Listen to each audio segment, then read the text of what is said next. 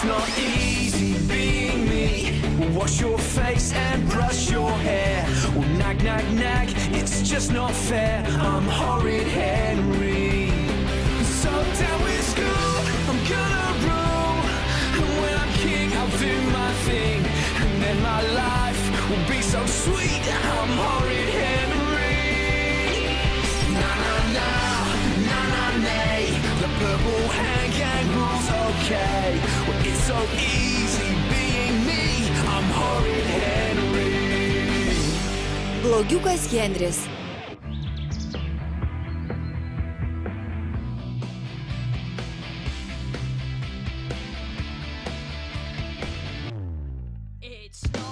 Kaip blogai, kaip neteisinga.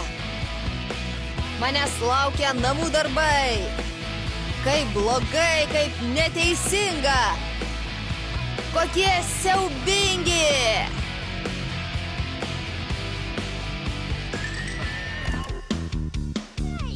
Aš klausiau. Mes visi turėjom klausyti Henry. Ir ką? Tai gera muzika. Tai nėra gera muzika, tai pop muzika. Ne pop muzika, o rokas, kurį groja roko žvaigždės. Mums jis nepatinka. Ar ne, mažutė pukutė? Tad malonėk pritildyt, nes mudu su Pukė turim įdomesnių užsiėmimų, nei klausyt pop muzikos. Koks sukirmijęs kirminas. Beiterį norėčiau panardinti, purvo balą pasodint. Ne! Blogiukas Henris, tik tiesa ir nieko daugiau.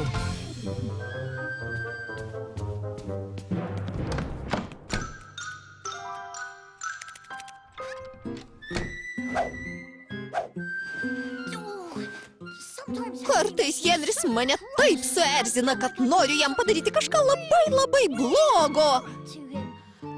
Pavyzdžiui, mesti jį visus savo skaičių gnomus.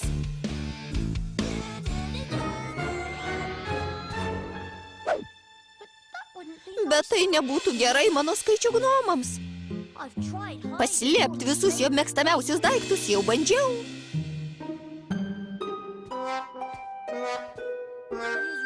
Bet jo kambarys buvo toks netvarkingas, kad net nežinau, nuo ko pradėti. Taip.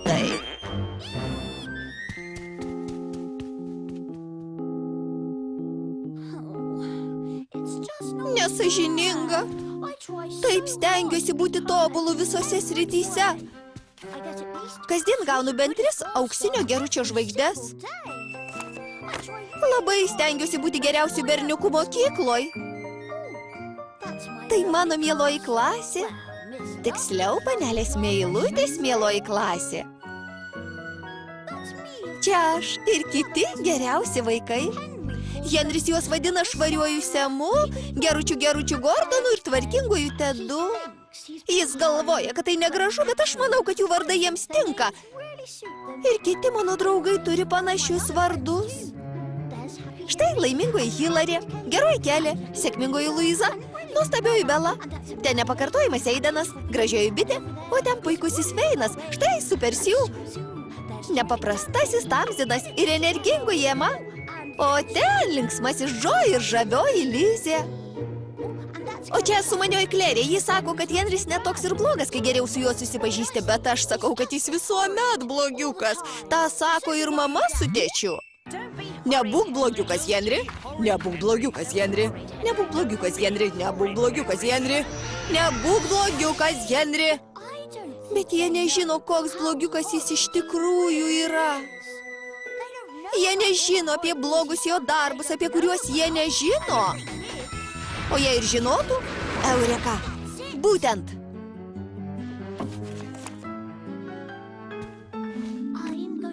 Parašysiu pasakojimą apie visus blogus darbus, kuriuos Henris yra padaręs. Tuomet tai taps knyga, kuri bus išleista ir tapsiu labai garsiu rašytoju. O tuomet Henris paklius į labai didelę bėdą. Blogiukas Henris – tikroji istorija. Tai pasakojimas apie berniuką blogiuką. Jis toks blogas, kad kartais miega su rūbais, kad galėtų atsikelti paskutinę minutę. Berniuką, kuris visuomet blogai elgėsi su savo tobulu mažuoju broliuku. Neblogai, kaip dvokiančiam kūdikiui. Berniuką, kuris toks blogas, kad pusryčiams valgo traškučius. Na gerai, jis taip pasielgė tik sykį. Mama tądien buvo atsipalaidavusi ir įdėjo traškučius į šaldytuvą, o ledus į spintelę. Tądien pusryčiai buvo ledai su duona. Visi žino, kad šis blogiukas niekad neruošia namų darbų.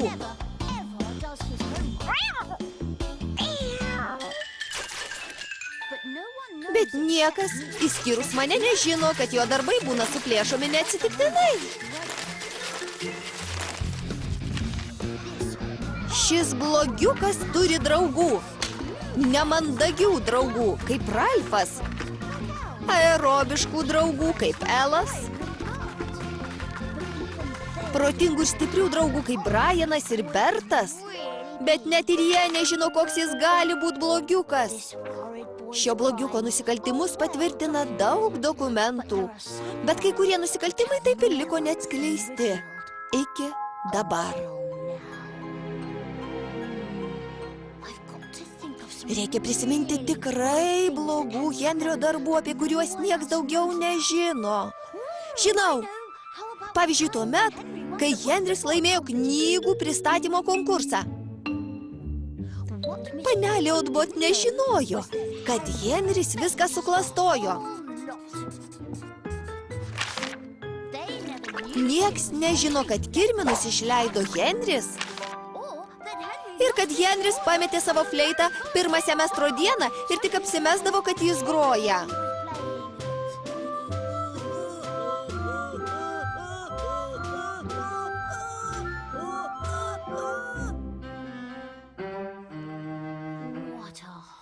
Tikras blogiukas.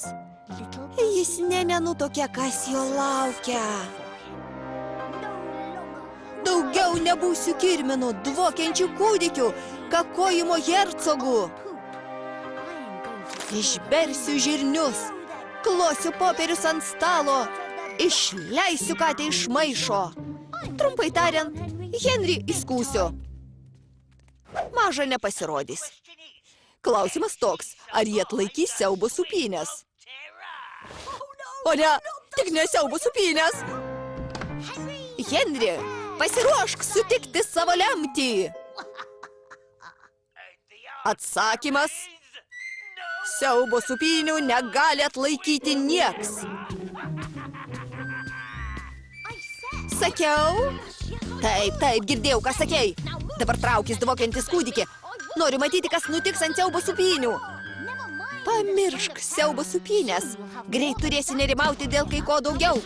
Klausyk, kirminę, neįsivaizduoju, ką čia tauški. Ir labai noriu žiūrėti siaubo supynės. Gali neužstot, prašau.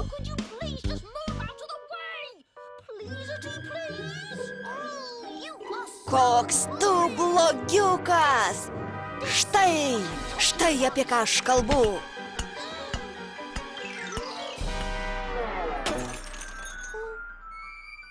Tai padariau aš. Bandžiau pagauti, tikrai bandžiau. Žinau, bet ją kliudžiau aš, nes buvau supykęs, o dabar jis sudužo į šipulius. Baik, kirminė, tai ne pasaulio pabaiga. Pabaiga. Mama ant manęs taip supyks, kad niekad su manim nebekalbės. Ištrems iš namų, nenorės matyti ne mano šešėlio. Ne, to ji nedarys. Darys. Ne, nedarys, nes pasakysiu, kad sudaužiau aš. Padarytum tai? Dėl manęs? Taip, žinoma.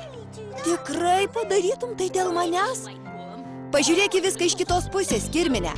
Ką vadinčiau dvokiančių kūdikių, jei tavęs čia nebūtų? Ačiū, Henri. Ką man norėjai pasakyti, Piteri? Kažką apie pasiruošimą sutikti mano lemtį?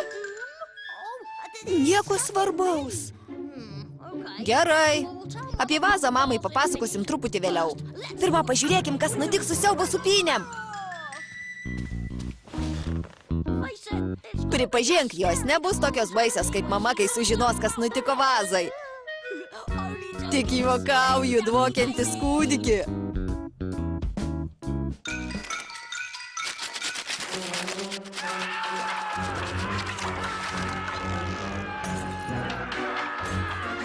Siaubo supynių negali atlaikyti niekas. Išvertė Julius Valkiūnas, įgarsino Henrieta Horidaitė, Vers Media.